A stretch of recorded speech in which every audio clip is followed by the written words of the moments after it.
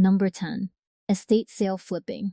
When someone's grandfather passes away in the suburbs, his garage usually contains between $5,000 and $20,000 worth of vintage tools, sporting goods, and household items, sold off by overwhelmed children for pennies on the dollar. In the 1980s, a few clever operators figured out they could buy the contents of an entire estate for $400 and resell the pieces individually for 15 times that. The forgotten side hustle is showing up early on Saturday morning, knowing what things actually cost online, and walking away with the goods.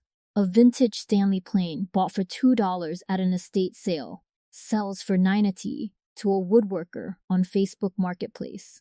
A single Pyrex bowl in the right pattern goes for $60. Full-time flippers report between $50,000 and $150,000 in annual revenue. The skill is research, knowing the difference between a junk lamp and a Stickley original. Startup cost, gas money, and a smartphone. Number 9.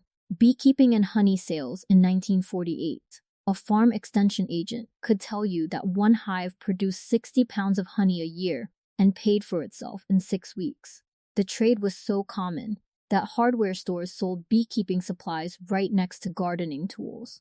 Then, commercial honey from overseas flooded the market, and most backyard apiaries disappeared. Here's what changed everything. Local raw honey now sells for $15 to $25 a pound at farmers markets. People will drive an hour for the real thing because grocery store honey is often cut with corn syrup.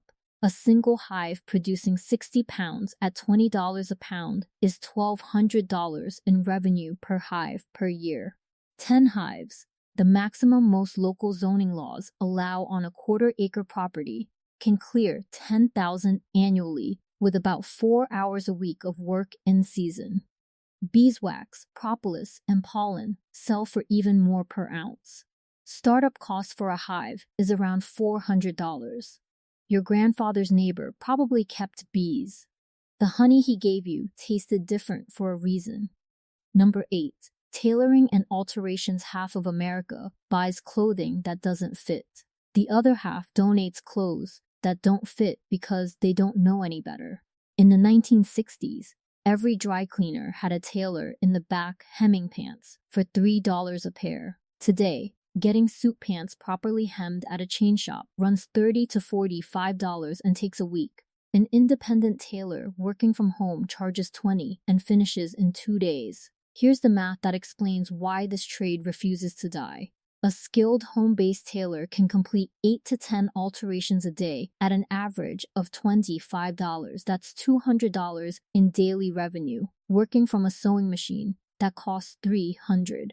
Annual income for a part-time alterations business in any city with more than 50,000 people regularly hits $40,000 to $70,000. The barrier to entry is about 2 months of practice and a willingness to learn invisible hemstitch. The wedding industry alone keeps tailors permanently booked. Bridal alterations on a single dress can run $600. Number 7. Watching clock repair. This next one shocked even me. There are roughly 30,000 certified watchmakers in the United States, down from 150,000 in 1950. Demand for repairs has not dropped. It has tripled. A single mechanical watch service runs between $400 and $1,200 at any reputable watchmaker, and the wait time at most shops is now over a year. The trade quietly died because nobody trained replacements. Vintage Rolex, Omega, and Hamilton, watches that need servicing, routinely show up on the secondary market at half their value because nobody can fix them. A self-taught watchmaker with $3,000 in tools and 2 years of practice can charge $125 per hour. One operator in Wisconsin, who started as a hobbyist, now grosses $90,000 a year working out of his basement workshop. He turns away 3 customers a week. The clock side is even more profitable. Grandfather Clock Service, complete cleaning and oiling, runs $800 per call. There are maybe 100 clock guys left in the entire Midwest. They are all booked solid. Number 6. Self-storage unit auction flipping. When someone stops paying their storage unit rent, the contents legally go up for auction after 90 days. In the 1970s and 80s, this was a quiet side gig for a handful of guys who could read a unit at a glance. A unit might sell for $200 and contain $3,500 of resellable goods. The trade got loud for a few years because of reality television, then quietly retreated. Here's the truth. The bidders have thinned out, but the units have not. Average winning bids in most American cities run between $100 and $400. The contents typically resell for 2 to 5 times that. One operator in Atlanta runs a channel showing his actual numbers. Last year, he bought 58 units, spending $9,000 in total and reselling them for $41,000. After fees and gas, he netted about 26,000 working weekends. The skill is patience and knowing what tools, brand name furniture, and electronics actually sell for online. Number 5. Piano tuning. There are 40 million pianos in American homes. There are roughly 7,000 active piano tuners. Do the math. A single tuning runs 125 TO, 125 200, and takes an hour and a half. A trained tuner can do 4 to 5 appointments a day. That's between $500 and $1,000 in daily revenue. The skill takes about a year of dedicated practice and roughly $400 in tools, tuning hammer, mutes, digital tuning device. The Piano Technicians Guild offers a self-study program that costs less than $1,000 total. Why did it disappear? Music education collapsed in public schools, and parents stopped insisting their children practice. But the existing pianos still need service. A working tuner with a regular client base of 300 customers, the standard book size, can clear 60 to 100,000 annually, working 4 days a week. One tuner in Indiana who learned in his 50s after retiring from teaching told a podcast he makes more in tuning than he ever did in education. Number 4. Taxidermy. The trade peaked in the 1960s when nearly every small American town had a taxidermist working in a room behind a sporting goods store. Commercial production overseas killed off most local operations during the 1990s. The result? Hunters now ship animals across state lines to find a competent taxidermist, and wait times of 18 to 24 months are normal. A white-tailed deer shoulder mount runs between $600 and $1,200. A full-body bear costs $5,000. A skilled taxidermist working from home can complete 40 to 60 pieces a year, with about 30% profit margin after materials. That's between $50,000 and $90,000 in annual income from a heated garage. The trade is regulated. You need a state license in most places, but training is widely available through correspondence courses and apprenticeships. Pet preservation. The new growth area regularly commands $2,000 per dog. People will pay almost anything to remember their old retriever. Number 3. Cobbling and shoe repair. In 1965, every American downtown had a cobbler.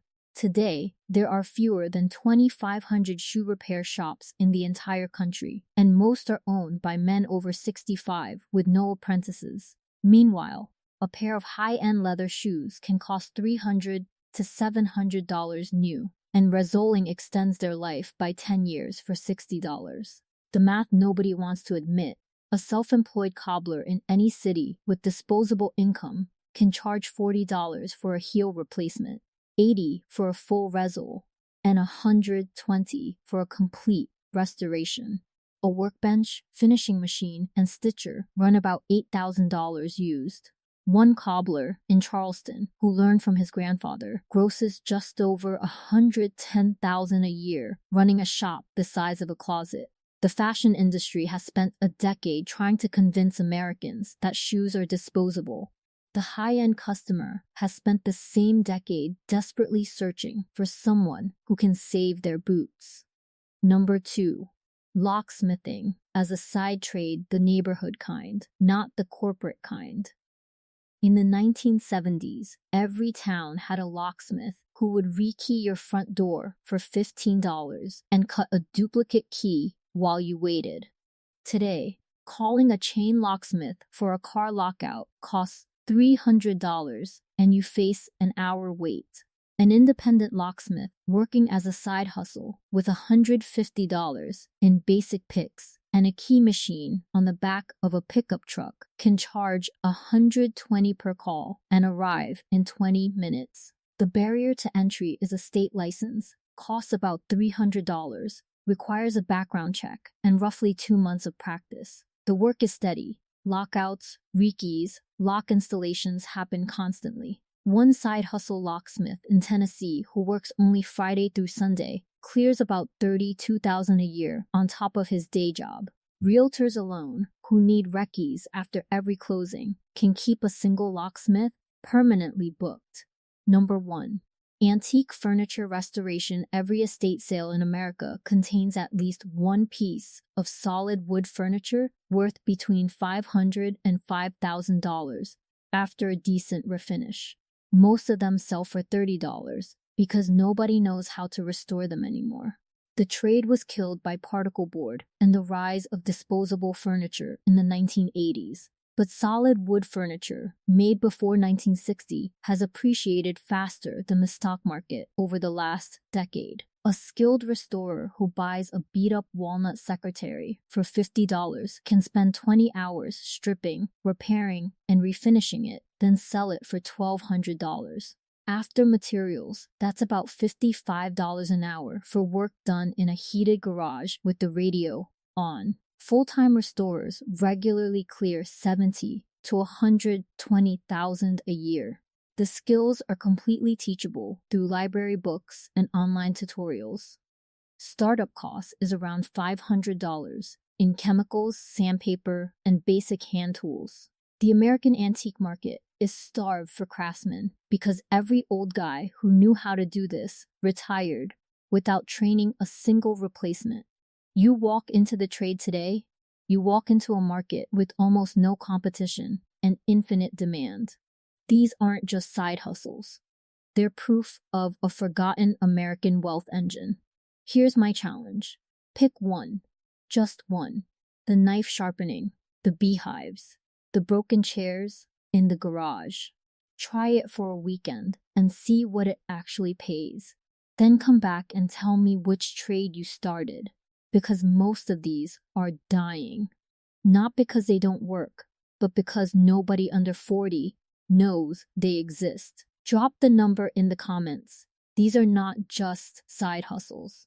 They are proof that an entire generation of Americans built real wealth with their hands, while the rest of us were told to get a degree and sit in traffic. They knew. Now you know too.